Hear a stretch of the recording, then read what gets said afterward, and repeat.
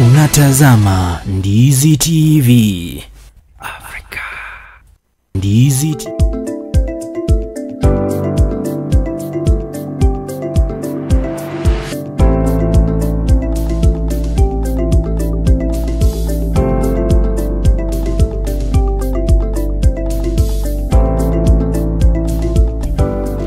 Basi mpenzi mtazamaji, baada ya kupata mapumziko hayo mafupi sikiwa zimekatika dakika 10 baada ya saa 2 asubuhi masaa ya Afrika Mashariki, tena nimerejea na mgeni wetu studioni tuangazie masuala ya kibiashara kidogo, utendakazi wa Rocky Driving School. Jinsi ambavyo tumeifahamu, tutakuwa tunaelezewa mengi na mgeni wangu hapa bwana Abel Onchari. Abel Onchari ambaye ni mgeni wangu studioni na ni manager katika kituo hicho cha Rocky Driving School. Tutakuwa tunaangazia mengi naye. Wakati huu basi utakuwa unafuatilia matukio haya yote kupitia mitandao yetu ya kijamii pale Facebook, tupate kama Ndizi TV News Digital, na kwingine Instagram, TikTok na pia YouTube pale tupate kama Ndizi TV News. Usisahau kwamba unayo nafasi ya kututumia ujumbe mfupi na pia kutuandikia ujumbe kupitia mtandao ule wa WhatsApp kwa nambari yetu ya studio 0792192834. Nirejelee tena nambari hiyo 0792192834, tukiangazia utendakazi wa Rocky Driving School. Jina langu mimi ni Jeff Nyakundi. Bila shaka basi nimpe nafasi mgeni wangu aweze kujitambulisha kwetu, tufahamu yeye ni nani, atueleze kwa kina yeye ni nani, mahala mpaka anatoka, kisha baadaye tutaanza kuangazia moja kwa moja utendakazi wa Rocky Driving School. Karibu sana bwana Abel Onchari. Asante sana bwana Jeff Nyakundi. Na shukuru sana kwa sababu ya siku ya leo kupata fursa kama hii kuja kulete matangazo ama habari ya kuhusu Rocky Driving School. Kwa majina yangu naitwa Reverend Abel Onchari na mimi ni manager wa Rocky Driving School hapa Kisii na natoka katika mji wa Keumbu. Nafanya kazi ya Mungu pia na kanisa la New Life Restoration Ministry International nikiwa manager wa Rocky Driving School katika mji wa Kisii katika Market Plaza. Basi jinsi ambavyo umejieleza, wewe ni mhubiri, bado unafanya kazi. Na kazi ambayo unafanya pale ni biashara hizi za Rocky Driving School, ambapo wewe ni msimamizi katika tawi la Kisii. Je, kazi hizi mbili ambavyo umetaja, unakuaje, unaziwezaje mara mbili? Wewe ni mhubiri na pia unasimamia kituo hichi cha Rocky Driving School. Asante sana. Mimi ni mhubiri na kulingana na maandiko kama Paul mtume wa Mungu, naye alikuwa msonaji wa hema. Ndio. Na ndiposa aweze kujipatia mkate. Paulo alisema kwamba mimi sitaki kulemea mtu yoyote, bali nataka kuwa mtu wa kuweza kujisimamia. Na ndiposa alikuwa anashona hema akihubiri. Leo mimi nashona hema yangu pale Rocky Driving School nikijiendeleza na mambo ya kihuduma. Ndio. Basi ni sawa kabisa, tunapoendelea kusonga mbele mtazamaji wetu anaendelea kukufuatilia kupitia kwa kamera zetu pale. Tukizungumza tutakuwa tunaangalia pale ndiposa tupate kuangazia vizuri. Basi tunapoendelea kusonga mbele, mbona Rocky Driving School? Rocky Driving School ni shule kubwa sana na ni shule ambayo ilianza kitambo sana, hata wengine wakiwa watoto wadogo wale watazamaji wangu hata wako pale nje walikuwa nasikia mwara Rocky. Na hiyo ni shule ambayo ilianza kitambo na iko na ujuzi mwingi wa kuweza kuidhinisha ama kufundisha madereva wengi katika nchi yetu ya Kenya ili kuhitimu na kupata vyeti makibali cha kuendesha magari barabarani. Basi jinsi ambavyo umetaja ni shule ambayo ilianza kitambo, imekuwa kwa muda. Ni kipi kile ambacho kitanifanya mimi ama yule mtazamaji achague ache Rocky Driving School somea pale, asiende kwingineko? Asante sana bwana Jeff Nyakundi. Rocky Driving School ni shule ambayo ina walimu wamehitimu na NTSA. Wengi wamepitia katika masomo ya training ya kuweza kupata njia mwafaka ya kuweza kufunza wanafunzi ili waweze kuwa madereva expert ama wale ambao ni supafu kuendesha maturera, kuendesha buses na kuendesha magari ndogo yote madogo. Kwa hivyo walimu wetu wengi wao ni walimu ambao wamehitimu kutoka kwa vyuo vya NTSA training pamoja na serikali na TVET imewafunza wengi wetu kuweza kumudu kufundisha wanafunzi ili wakaweze kuhitimu kuwa madereva kamili. Basi asante sana kwa kueleza hilo, ikiwa kwamba tunaendelea katika kipindi chetu cha Pambazuko, na leo hii niko na mgeni studioni. Mgeni wetu ni Bwana Apple Wanchari ambaye ni manager katika Rocky Driving School katika tawi la Kisii. Yale ambayo tunaangazia ni utendakazi wa Rocky Driving School. Mpenzi mtazamaji yule ambaye unaendelea kufuatilia, pia zungumza nasi kupitia mitandao yetu ya kijamii pale Facebook tupata kama Ndizi TV News Digital, na kwingineko YouTube, na pia upande ule wa TikTok na Instagram utatupata kama Ndizi TV News. Na pia utakuwa unatuma arafa yako fupi na ujumbe kupitia mtandao ule wa WhatsApp. Utakuwa unatupata kama kwa nambari yetu ya studio 0792192834 0792192834. Tunapozidi kusonga mbele, naona pale dakika zimekatika 14 baada ya saa 2 asubuhi masaa ya Afrika Mashariki. Jinsi ambavyo umeeleza ni kipi kile ambacho kinafanya mmoja ama mpenzi mtazamaji ambaye anatazama sasa hivi aje kujiunga na Rocky Driving School. Ikiwa kwamba hivi ama kazi hii ni biashara bado, namna gani katika kuhakikisha kwamba biashara hizi zinaenda vizuri, mapato yanapatikana? Umetaja kwamba kunao walimu wa kutosha na wamehitimu zaidi. Tunafahamu kwamba biashara, ukiendelesha biashara lazima ukuwe na maono fulani ambayo naangazia kwamba hiki ndicho ambacho nitakifanya, nipate hiki, nitoe hiki. Katika biashara hizi za kuwafunza mwananchi, nitaje vile jinsi ambavyo ya kutumia barabara na jinsi ambavyo ya kujua kuendesha magari, biashara hizi zinawapeleka namna gani? Asante sana. Kama vile nitangulia kusema, Rocky Driving School ilianza kule Nairobi, Kagen House, kiwa kidogo. Leo hii tuko hapa Kisii, na tuko Kisii Market Plaza, tuko Nyamira, tuko Kilgoris, tuko pale sehemu za Nyakoe ambao ni pale mji wa Nyakoe, na pia vile vile Ugembo, tuko na ingine kule Kilgoris nimesema, pamoja na kule Bomet. Biashara yoyote kama vile ninavyosema iko na changamoto zake, na pia hauwezi kufanya biashara usipate faida. Ndio lengo kubwa ni mtu ufanye biashara upate faida, ukapata kujiendeleza. Na zaidi mno nashukuru sana hii tawi la hii Rocky Driving School, maana imecreate job opportunity kwa ajili ya madereva wengi wale ambao tunawafundisha wengine, tunawachukua wanakuwa walimu wetu na wanafanya kazi mzuri. Ndio kuna challenges kwa sababu ya uchumi, pia inaweza kuwa inagonga business nyingi, kama vile business nyingine zinapitia changamoto, nasi pia kama Rocky Driving School pia tunaweza kuwa tunapitia changamoto nyingi, lakini hatuwezi kukata tamaa. Tunazidi kuweka bidii na kuona kwamba business yetu imeenda vizuri, na kuhakikisha kwamba tumeweza kujimudu kujisimamisha kwa sababu ya business awe yote ile. Kama vile mtu yote anaweka biashara zake na kuangalia kwamba apate faida, na hata kama wakati mwingine anapata juu kidogo, wakati mwingine anapata chini, lakini bado anazidi kujimudu kusimama katika business yake. Asante kwa kujibu swali hilo, na nadhani kwamba yule ambaye anaendelea kufuatilia anaendelea kufahamu jinsi ambavyo Rocky Driving School inafanya kazi yake.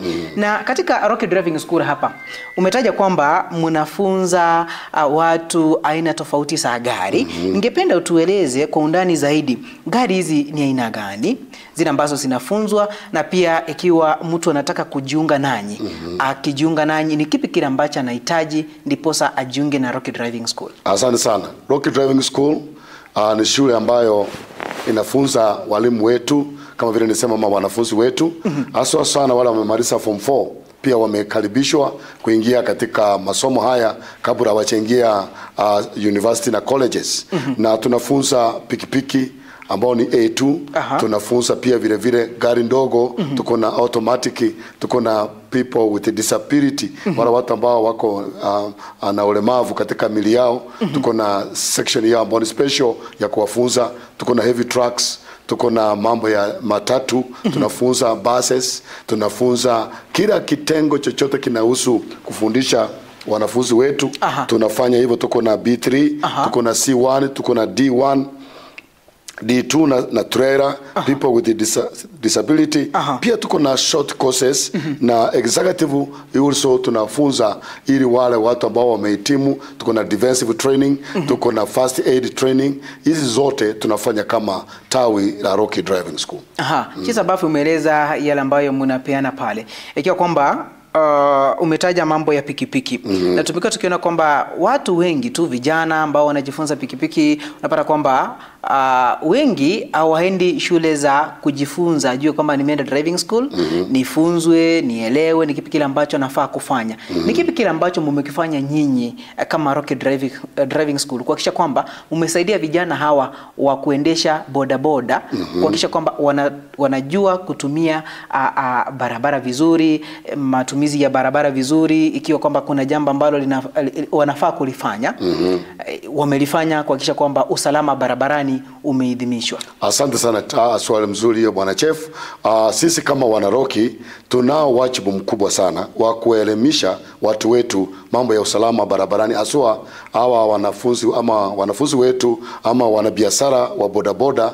Na hasa sema kwamba kama tawi la Kisii tumefunza kaunti mzima ya Kisii miaka ambayo imepita, na tunaendelea kuwafundisha kupitia na miradi mbalimbali, vitengo mbalimbali, na tunawapatia driving license. Na haswa sana tunazingatia usalama barabarani. Maana lazima wafunzwe theory, waweze kutumika barabara, maana barabara inatumika na watu wengi. Kuna wapikipiki, kuna wagari, kuna watu ambao wanatembea na mguu, kuna wanafunzi wetu wanatembea kwa mabarabara pia, hata wakipelekwa na hizo pikipiki. Huwa tunawafunza road safety, ili jinsi ya kuweza kutumia barabara na waweze kubeba wananchi wetu ama watu wetu katika njia inayostahili. Maana lazima tuwafunze kutumia sheria ya barabara. Na mtu akishafunzwa sheria ya barabara, wengi wanazingatia. Ni wachache tu, labda kwa mfano wala wachaenda shule, ndio unakuta kwamba wanaweza kuwa wanatumika barabara zetu katika njia isiyo stahili. Lakini wale ambao wameenda shule, hata ukipanda hiyo pikipiki, hata ukiona vile anakuendesha, unajua huyu kweli ameenda shule. Na mwingine anaweza kuwa achaenda shule. Kwa hivyo tunawaomba kwamba ni vyema wanafunzi wetu, ni vyema wanabiashara wetu wa bodaboda waweze kuingia katika shule, ili aweze kujua sheria ya barabara. Kuendesha ndio ni sawa, lakini kuenda katika kusoma kwa shule, ujue signs za barabara, ujue mesa ya barabara, jinsi ya kuweza kupita kona, vile unaweza kupita mwenzako, usipite katika opposite side. Hiyo ni njia ambao muhimu sana, maisha mzuri kwa yule anatumika barabara, kujua sheria ya barabara.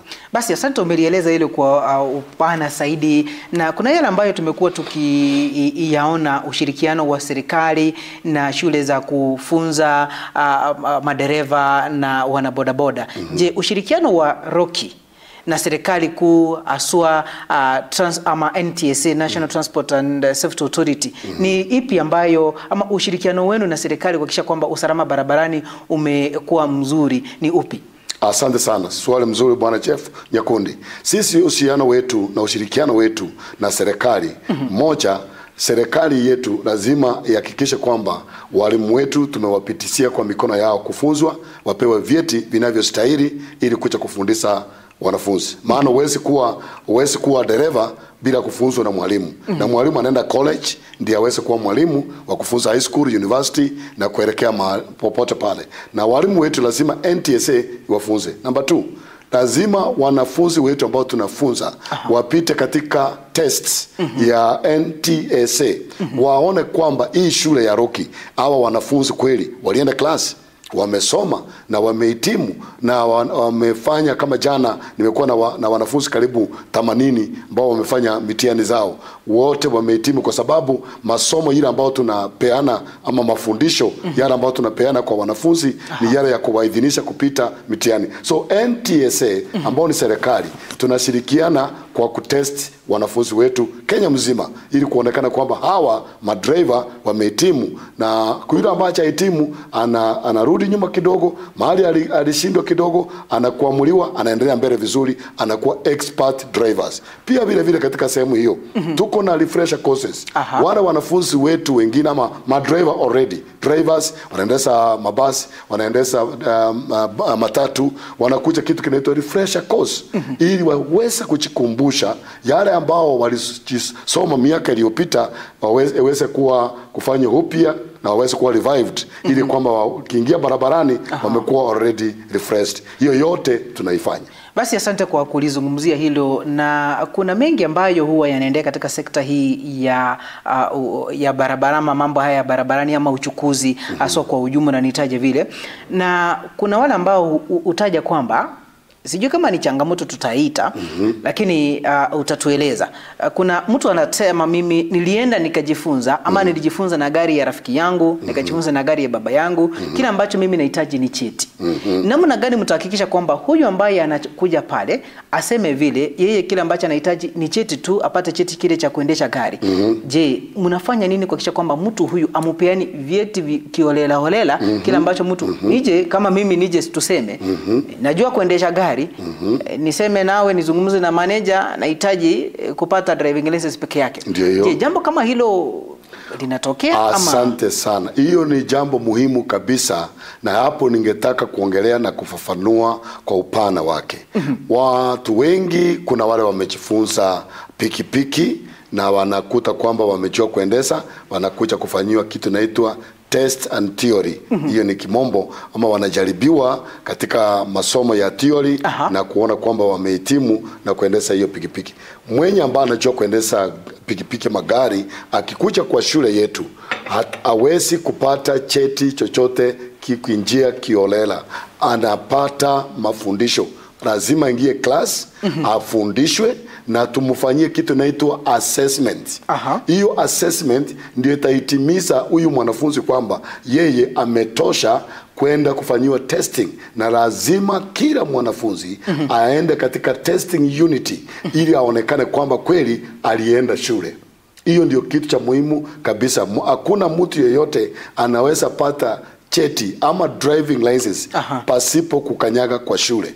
Na hiyo kama kunaweza patikana 1, 2, 3 kule nje, wengi wao ndio wana cause accident. Wengi wao ndio hawaelewi jinsi ya kutumia barabara zetu. Na ndio sababu kila shule, haswa Rocky Driving School, tunazingatia wanafunzi wetu wakuje shule, anayejua kuendesha gari aingie class for 1 month, for 2 months, tumufundishe aweze kuhitimu, ndio apelekwe mtihani apate license yake. Basi ni kusema Rocky Driving School hairuhusu visa kama hivyo, kwa sababu unajua mtu akipitia shule kama hii anacho cheti kile ambacho kinaonyesha mimi nilisomea Rocky Driving School. Na ipata kwamba yeye ni mtu anafunja sheria barabarani, jinsi ambavyo ana overtake pale barabarani, akipata kama ni highway na kuna mwingine anatokea upande mwingine, hapeani nafasi ili gari hizi zipishane ndiposa waweze kupita pale. Ni kuhakikisha kwamba shule hii haifanyi jambo kama hilo.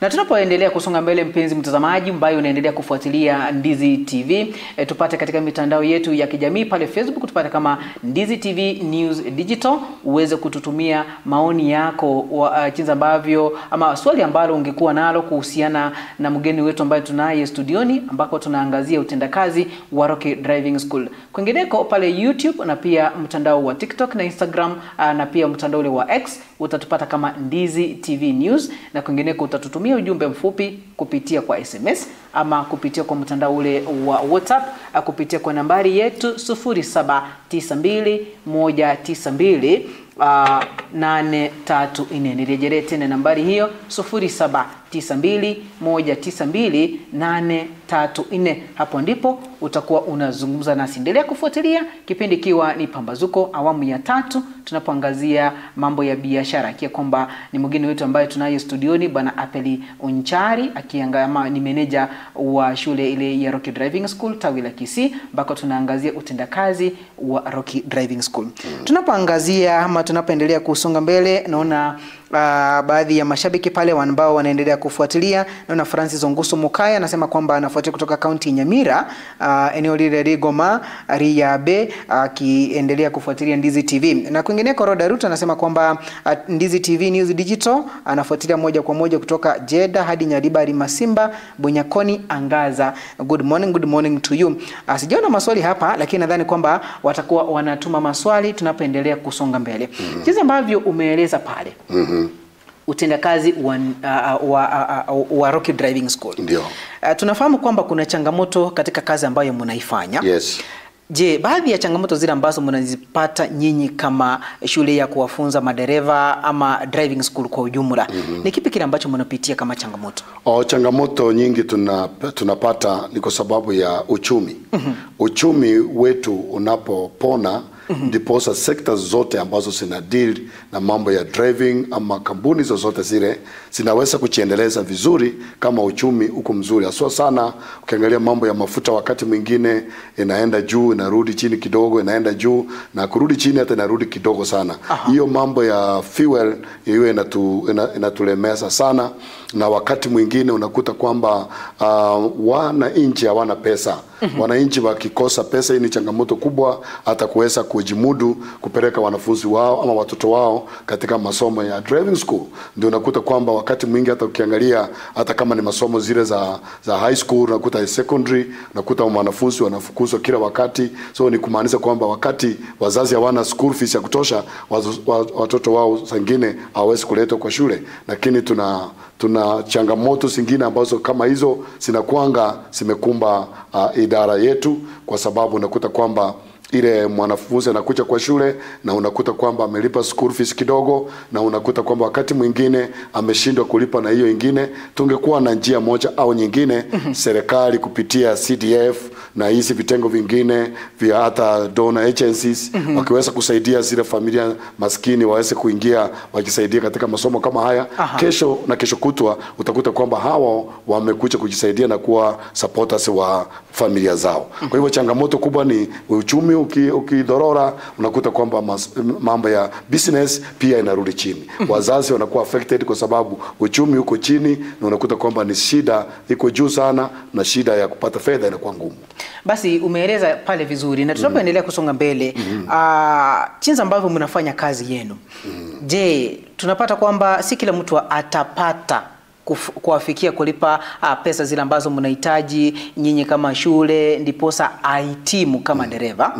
Je, ushirikiano wenu, tumekuwa tukisikia baadhi ya wawakilishi wadi, baadhi ya wabunge wakitaja kwamba tunataka vijana wetu maybe waendesha pikipiki hawana leseni, tunataka kuleta shirika ama shule moja iweze kuangazia na kuwafunza. Je, nyinyi mnakuwa na ushirikiano kati ya viongozi ambao wameteuliwa na maeneo yale ambayo wanatoka kujaribu kusaidia vijana wale ambao angalau hatajiweza kulipa karo ya kupata leseni ama kujifunza namna ya kuendesha gari au pikipiki? Asante sana. Hiyo tumefanya mara kwa mara na hata sasa tunafanya. Unakuta kwamba kuna wale wajumbe wako na moyo wa kusaidia vijana kutoka mashinani ambao hawana uwezo wa kujipeleka shule. Unakuta CDF inawalipia.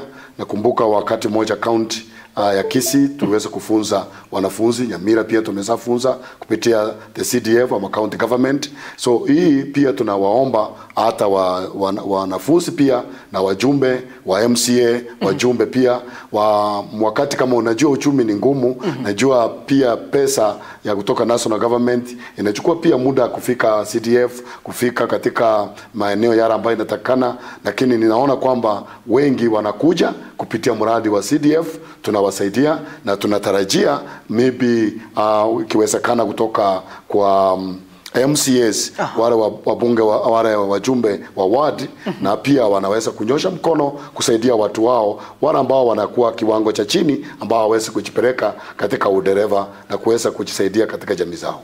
Asante kwa kueleza hilo, jinsi ambavyo ushirikiano wenu kati ya viongozi ambao wameteuliwa zikiwa zimekatika. Mpenzi mtazamaji, hii dakika 32 baada ya saa 2 asubuhi masaa ya Afrika Mashariki, tunaendelea kuangazia utendakazi wa Rocky Driving School ambalo ni tawi la Kisii, na jinsi ambavyo umetaja pale, ungetukumbusha tawi hili la Kisii linapatikana wapi? Asante. Na kama mtu angetaka kuja pale atawapata namna gani? Asante sana.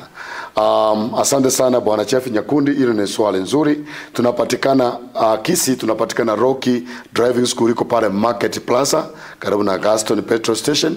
Tumekaa hapo kwa miaka mingi sana, na ukitaka kutupata kucha pale, na pia vile vile ukitaka kutupata Nyamira tuko Manga Building pale karibu na Shama Petrol Station, utaona Rocky Driving School pale. Ukitaka kwenda Nyakoe pale Kioge Junction utaona shule yetu pale opposite Rocky Driving School. Ukitaka kwenda Gembo Mosora Road pale utapata shule yetu ya Rocky Driving School, na kienda Kilgoris pale karibu na market ya Kilgoris tuko na shule yetu pale. Unapopanda njia kwenda Nairobi, Bomet, Rocky Driving School, tuko pale na stage ya kuelekea Nairobi. Tumefanya hivi kwa sababu gani? Kufikia watu wetu karibu na masomo haya inafikia watu wetu karibu na penye wanatoka. Tunawapelekea services right in the small towns, ili kwamba kuliko watu kusafiri kutoka Nyamira kuja Kisii, kutoka Kilgoris kuja Kisii, basi unakuta kwamba tawi letu liko mara pale na kuweza kuwasaidia. Na services zetu tunapeana very good services as pertains na Rocky Driving School. Tunapeana masomo mazuri kwa sababu walimu wetu wako disciplined na kutoka theory kwenda kwa barabara, na management yetu well disciplined, na tunahakikisha kwamba wanafunzi wetu hawakuji kufanya watoke bure, wanakuja wafanye masomo na watoke wakiwa na vyeti vyao. Basi asante sana kwa kueleza mahali ambapo tutakuwa tunawapata. Naona mashabiki wanaendelea kuuliza maswali pale. Lakini kabla hatujaelekea katika mapumziko mafupi, ni kwamba kwa wale ambao wangependa kuwapata, maybe kwa nambari ya simu, kwa sababu maybe ako pale mashinani, mahali ambapo umetaja, kama umetaja Nyakoe, umetaja eneo la Ogembo, yeye mahali ambapo hapo si karibu na Ogembo, si karibu na Nyakoe, akiwapata kwa nambari ya simu atawapata namna gani? Nambari ya simu ni ile moja tu, iko katika mtandao wetu. Ukinipigia mimi na kudirect, wengi wamenipigia kutoka Migori, kutoka Marani, kutoka Nyaribari Masaba, kutoka Nyamira na kutoka sehemu zingine zote. 0723 803 503. Nambari hiyo ukipiga itakuwa rahisi kunipata. Na pia vile vile kuna nambari yetu ya simu zingine siko kwa brochure zetu. Ukipiga hiyo ama ukienda katika mtandao huo utapata all the information ambao unahitaji. Na haswa katika Kisii, tawi la Kisii, ukipiga hiyo nambari nimekupatia, inakuwa rahisi hata kufikia wale wa manager wetu wengine. Basi tunapoendelea kusonga mbele, tutakuwa tunaelekea katika mapumziko mafupi, kisha baadaye tutakuwa tunarejea tuendelee kuzungumza ama kuangazia utendakazi wa Rocky Driving School. Tukirejea tutakuwa tunajua ni nini kile ambacho wewe unahitaji, ama mmoja ambaye anakuja kujiunga nanyi atakuwa anahitaji. Na pale nimeona wengine wakiuliza maswali, je, nikitaka kuja kujifunza ni pesa ngapi nitahitajika kujifunza, na gari ndogo, gari kubwa, na wanauliza kwamba hii shule ya Rocky Driving School ni shule ya serikali ama ni ya kibinafsi? Hayo yote tutakuwa tunayajibu wakati tutatoka mapumziko mafupi. Jina langu ni Jeff Nyakundi na hii ni Ndizi TV, kipindi kikiwa ni Pambazuko. Endelea kutufuatilia katika mitandao yetu yote ya kijamii. Pale Facebook tupata kama Ndizi TV News Digital. Asante sana.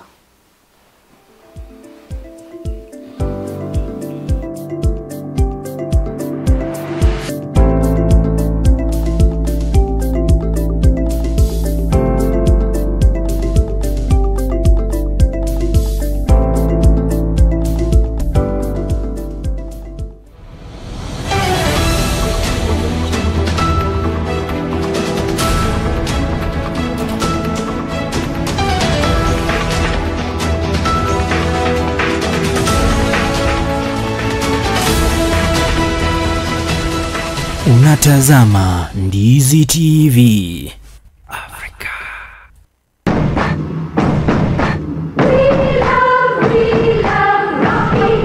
Shule ya kutoa mafunzo ya uendeshaji wa magari ya Rocky Driving School wana huduma mbalimbali za mafunzo ya uendeshaji wa magari. Unaweza jifunza class A2, B1, B automatic, B professional, C light truck, D1 ambayo ni PSV, uendeshaji wa matatu 14 sita, D2 PSV, uendeshaji wa magari ya aina ya bus, CE heavy truck, F PWD kwa watu walio na ulemavu.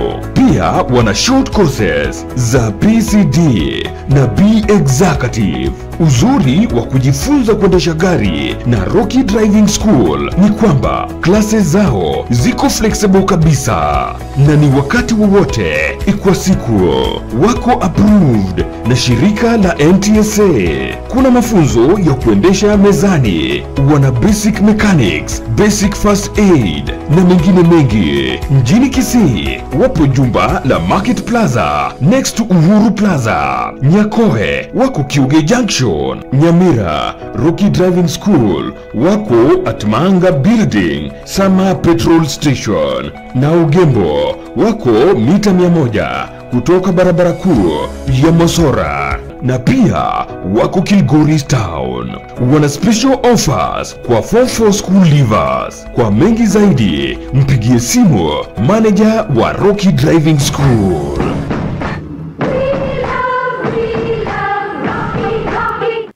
Ndizi TV Africa.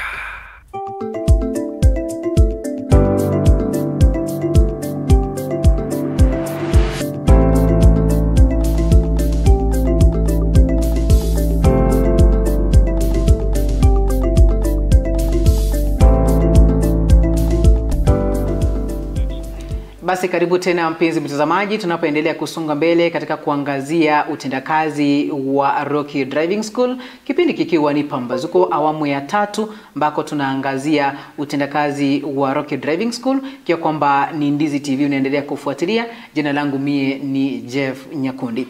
Basi tunaporejea, kuna maswali yale ambayo naona hapa baadhi ya mashabiki wameuliza nikiyapitia. Naona Roda Ruth akisema kwamba ukitaka kujifunza hiyo Rocky Driving School kwa gari ndogo, pesa ni ngapi? Na nitachukua muda upi ule kumaliza, nijue kwamba vitu vipi vile ambavyo vinahitajika pale ndio nijiunge na kujifunza SUA driving.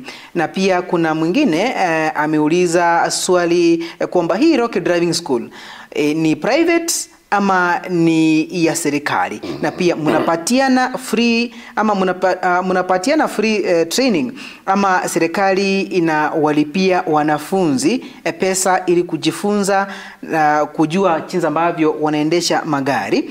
Nadhani kwamba tutajibu hayo kisha baadaye tutapitia mengine tena. Asante sana. Bwana Chef, shule yetu ya Rocky Driving School ni private school na pia imeidhinishwa na NTSA ambao ni kitengo cha kusimamia mashule katika nchi yetu ya Kenya. Na mwanafunzi yeyote ambaye anaingia pale si lazima akue form 4, akue mtu university, bora akue na kitambulisho, akuja ajifundishe. Na hiyo ndio cheti cha kwanza anakuwa nacho. Ukiona kitambulisho ya Kenya, maana hiyo itakuidhinisha wewe kuwa driver, uje hata na masomo yako. Ile ambao uko naye ya darasa la 8, darasa la 7, form 4 kwenda mbele, wale wameenda viwango vya juu, bora unataka kununua gari yako, kuja mara pale. Bei yetu ni bei rahisi sana. Sisi hatuna bei ile ambayo ya kuweza kuhakikisha kwamba mwanafunzi atashindwa kulipa. Hiyo unapokuja unaenda katika tawi letu utafanywa bei mzuri ambayo ile itakuridhisha wewe kufanya masomo ya driving school. Tunafundisha D2 for 33 matatu 6, PSV 33 matatu ya kuendesha bus, ya kuendesha trailer.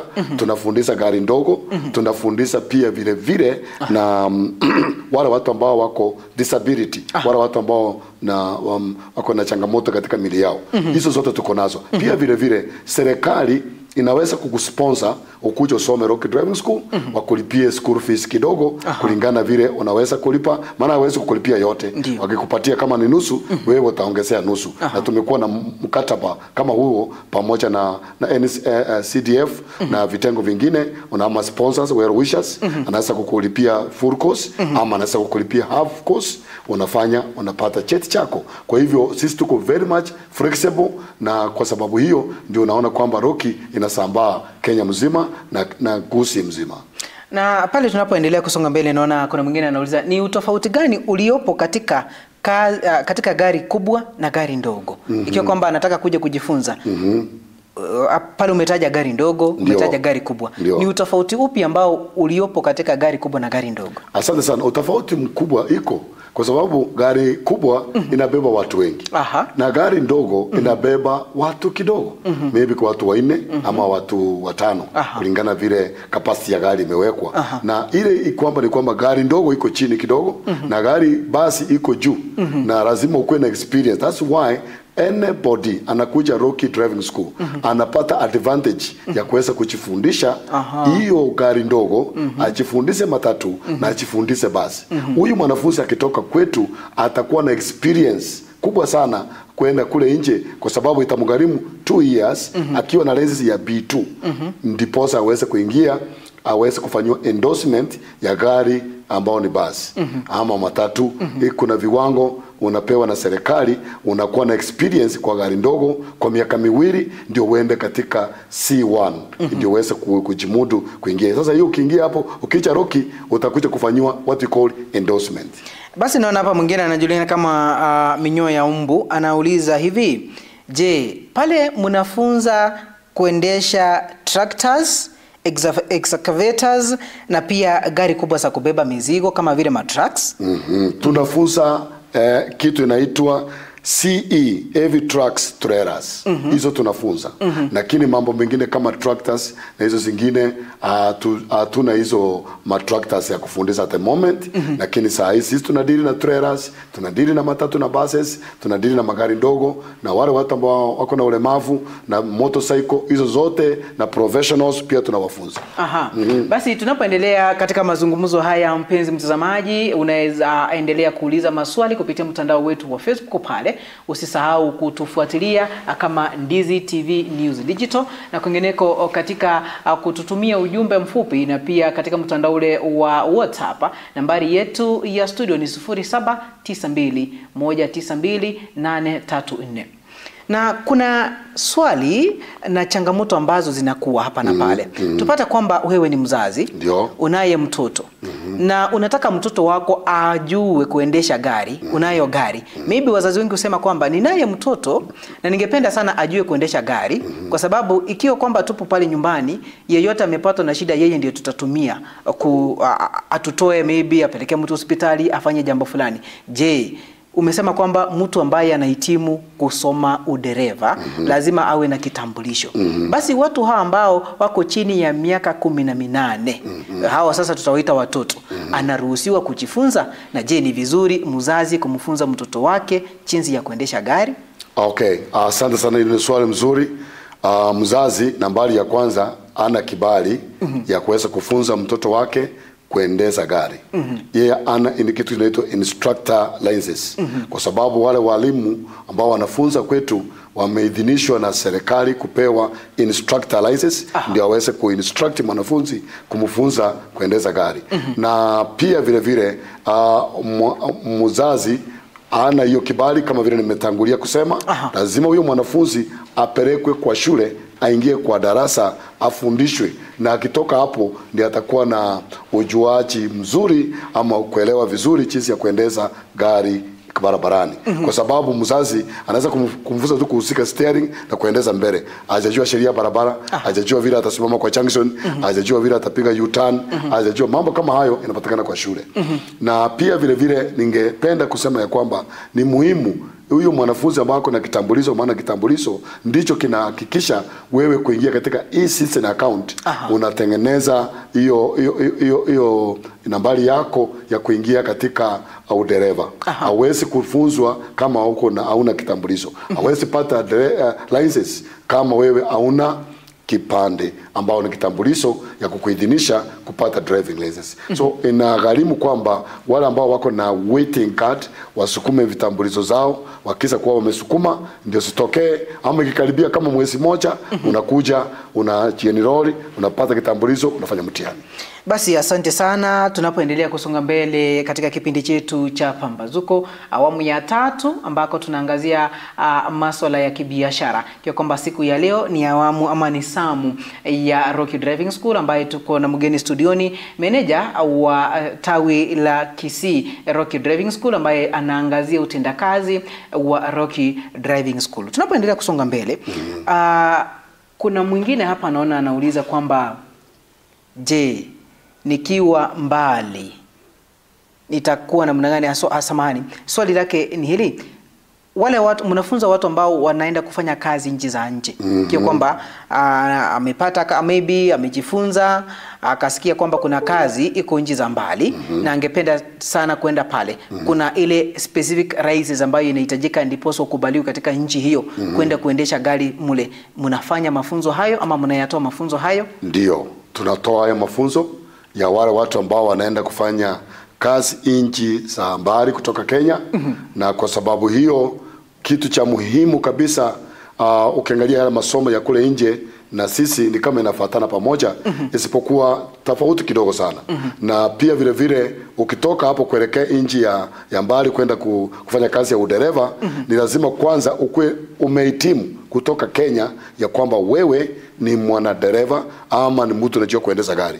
Na utakapofika kule Canada ama hizo nchi zingine, ni lazima utaenda shule pia yao. Hiyo shule ukiingia shule yao, na hao pia watakufanyia testing kama vile tulikufanyia testing hapa, waone kwamba maana barabara zetu hapa ni tofauti na zile za ng'ambo. Sasa lazima uende pale ufanyiwe theory, ufanyiwe practicals, uweze kuelewa barabara za nje ambao zinaweza kufanana na zetu hapa zile zingine, na uweze kuelewa mazingira ya kule ambacho mtu anaenda kufanya kazi. Na pia kuna swali lingine hapa, naweza jifunza gari kubwa kwa muda upi ule? Kila kosi ya driving school inachukua wewe mwezi moja. 21 days. Ile BDL inaitwa provincial driving license yako imemachua, unaenda tests, unafanya kupata interim, unapata smart driving license. Within 1 month hiyo course imetosha, mwezi moja imetosha wewe kufundishwa. Alafu ukimaliza shule unaenda nje kufanya practice. Waingereza wanasema practice makes perfect. Kwa hivyo mtu akisha kujifunza hapo sio mwisho, anaenda kule nje sasa kufanya mazoezi. Hata walimu wakienda college wanaenda wanafunza kidogo, wanafundishwa, wanaenda nje wanafanya mazoezi, ndio wanahitimu kwa walimu wale ambao wanatosha kufundisha wengine. Asante sana kwa kujibu swali hilo. Na je, mtu anapokuja kujifunza pale, umesema itamchukua mwezi mmoja hivi, siku 21 ndipo ile BDL iwe ready. Na wakati huo anapokuja, je, anakuja wakati kuanzia asubuhi tuseme saa 2 mpaka saa 11 jioni, ama madarasa yenu hufanywa namna gani? Asante sana Bwana Chef, swali mzuri hilo. Mwanafunzi wetu tumeweka ratiba na tuko na timetable. Na hii timetable iko na lesson zake. Wakati unapoingia kwa shule, hutaweza tunarun kutoka saa 1 asubuhi mpaka saa 1 jioni kulingana na programu yetu. Lakini sasa hapa mwanafunzi anatakana kuja masaa yake 2 au 3. Masaa yale ambayo anaona yako bora kwake. Kuna wale wanafanya kazi wanaweza kuja saa 7, kuna wale wanafanya kazi wanaweza kuja jioni, kuna wale wanafanya kazi kwa benki, kuna wale wanafanya kwa NGOs ama katika ofisi mbalimbali. Na masaa yao ni tofauti. Sisi kama Wanaroki tuko tayari kuwapokea kwa masaa ile ambao unaingia kufanya masomo yako ya udereva. Na utapata nafasi ya kusoma hata kama ni 1 hour, hata kama ni 2 hours, imetosha. As we are open from 7 to 7, lakini wewe chukua masaa yako 2 3 at any given day, at any given time. Okay, jinsi ambavyo umetaja, basi hivyo kwa siku moja inamgharimu mwanafunzi masaa tuseme 3. Na masaa haya 3 ni practical ama ni theory peke yake, ama ni zote mbili? Ni zote zimeshikamanishwa pamoja. Wewe unaingia class unasoma na unaenda practical. Kuna wale ambao pia wanasema mimi nitasoma theory kwa muda fulani, alafu baadaye mimi nitakuwa nimecover zile lessons ambazo natakana kuwa nimecover. Baadaye nitachukua nafasi yangu ya kuchukua sasa masaa ya practical. Hiyo pia tuko na room ama na nafasi kama ya kukusaidia. Na baada ya kueleza hilo, je, wakati mwanafunzi huyu amesoma, amehitimu, amefanya mtihani ama amefanyiwa test, ni muda upi ule ambao atangoja kupata cheti chake? Na cheti chake kinapotoka, je, atakuja kukichukua katika afisi yenu ama ataenda katika afisi ya serikali? Asante sana, swali mzuri hiyo mtangazaji. Mwanafunzi yeyote, kama jana tulikuwa na mtihani ambao wanafunzi karibu 80 walifanya mtihani zao. Na baada ya mtihani wale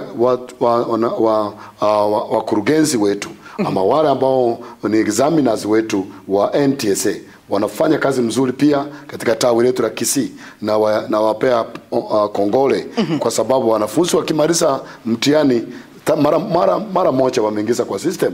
Sio kitu ya kukawia, maana shule ni nyingi na wanaenda kila sehemu zozote kutesti ama kufanya majaribio kwa wale wanafunzi wameza fundishwa na mashule mbalimbali. Sasa akisa maliza mtihani wake anaenda straight away kwa portal yake. Maana ndio sababu kuna kitambulisho imemfanya kufungua portal ama ile kitengo cha kuingiza BDL na test booking, na anachukua hiyo nini yake immediately. Akisa wekewa results zake, anachukua interim the following day, ama hiyo jioni anaweza kwenda achukue interim yake, analipia 750, na hiyo peke yake imetosha mwaka mzima.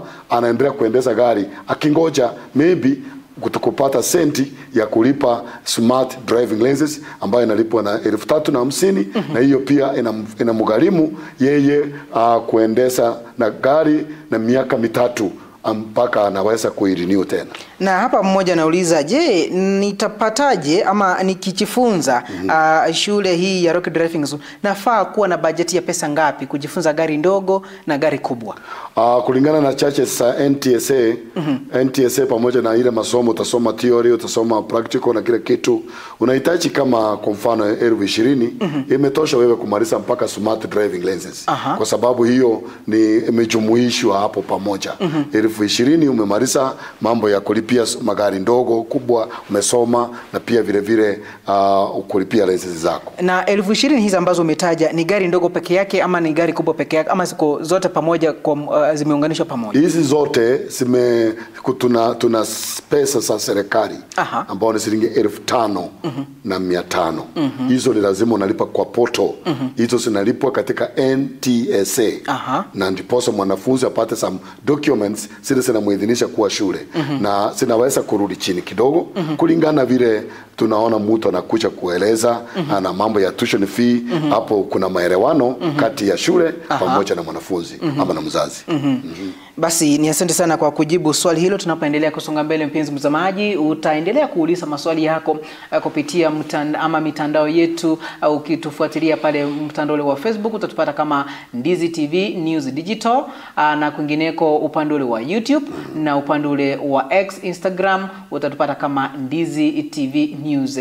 Kwingineko utazungumza nasi kupitia ujumbe mfupi kupitia kwa nambari yetu ya Rafa, na pia nambari hiyo hiyo utatuma ujumbe kupitia mtandao wa WhatsApp 0792192834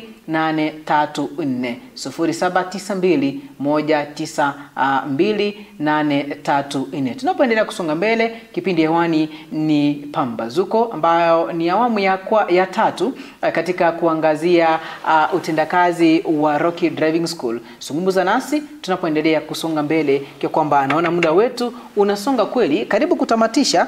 Kuna kama dakika 4-5 hivi kutamatisha kipindi cha leo. Na kabla hatujatamatisha, basi kama unalo swali la kuuliza, litume moja kwa moja ili tuliangazie katika mazungumzo yetu katika kipindi hiki chetu cha Pambazuko. Tunapoendelea Bwana Onchari, kuna mengi ambayo tumeyaangazia, na pale ulitaja changamoto, ukasema kwamba changamoto kuu ambayo inawakumba ni pesa ambazo, ama ni mafuta kupanda, ikiwa kwamba ama ni uchumi kuwa ni kisungumkuti kidogo. Na uchumi ukiwa sawa, basi mambo yote yatakuwa sawa. Na kuna mmoja pale naona anauliza swali, je, shule hii ya Rocky Driving School, je, inakuwa na ufadhili ama sometimes huwa inatoa ufadhili kwa wanafunzi? Maybe mwanafunzi amekuja pale amejieleza, na mnaona nyinyi kama shule mko na uwezo wa kutoa ufadhili kwa mwanafunzi huyu asome, ama amufanye hilo? Tunafanya hivyo moja kwa moja kulingana na udhaifu na ulemavu wa mwanafunzi. Anaweza kuja kwetu achielezee, sisi tunasaidia mahali ambapo tunaweza kufikisha kumsaidia. Tunaweza kutoa ufadhili kama huwa kumsaidia. Maana mkurugenzi wetu, meneja mkuu wetu ni mtu ako na moyo wa kusaidia. Yeye mara kwa mara jambo hilo linapofika kwa meza yake, sio mtu wa kuweza kusita kutosaidia.